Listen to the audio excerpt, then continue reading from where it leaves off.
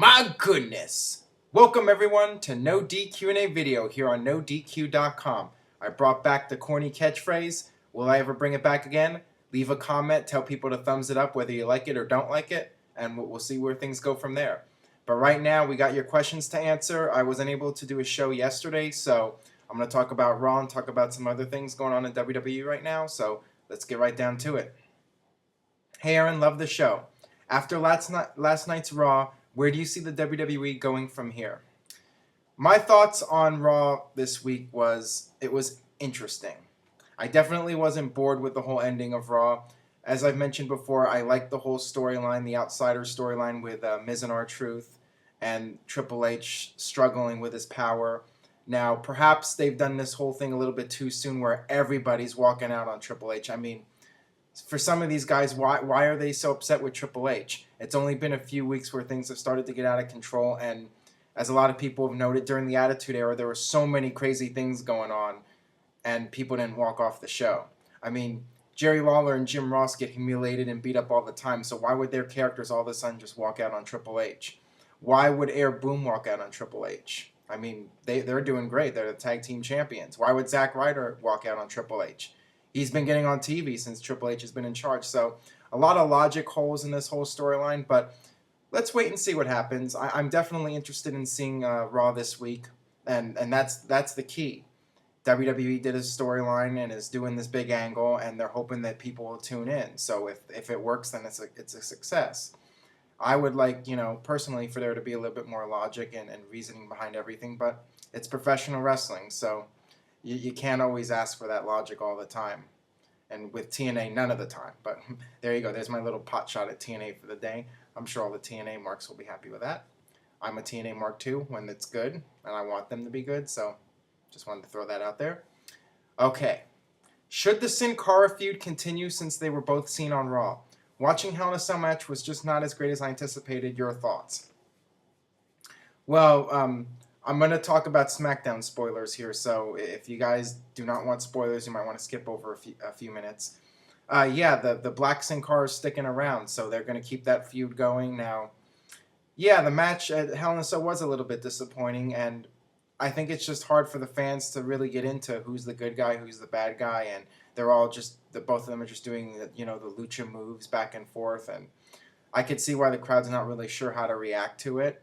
And the storyline's a little bit confusing. I mean, most fans aren't going to know about the whole Mystico situation and the background story there between those two. So, yeah, it's really something where they need to do a better job. WWE needs to do a better job of explaining the history between these two and why the Black Sin Cara is mad at the Blue Sin Cara and what the whole deal is. And I think once they do that, the fans will get more into the matches.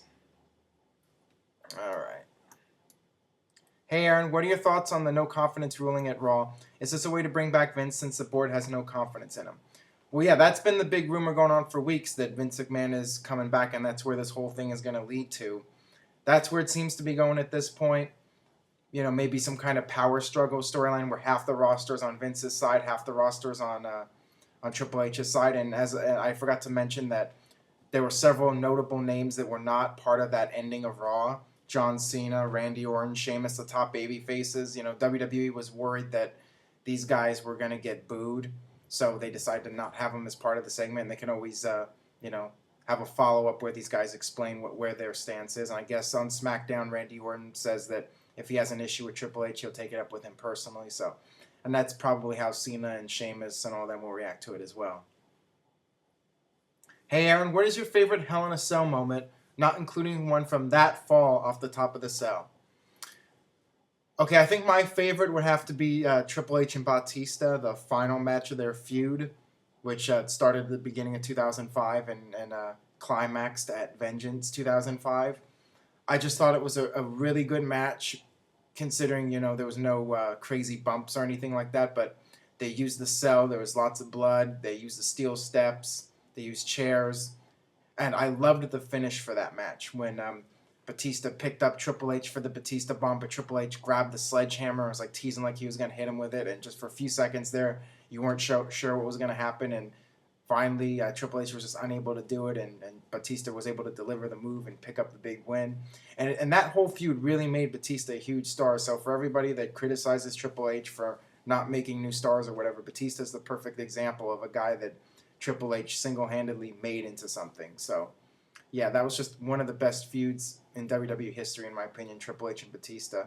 I was a little bit disappointed in the WrestleMania 21 match, but that was just the first match of their feud, and the Hell in a Cell match was the climax, so that should have been the best match, their final one, and it delivered big time.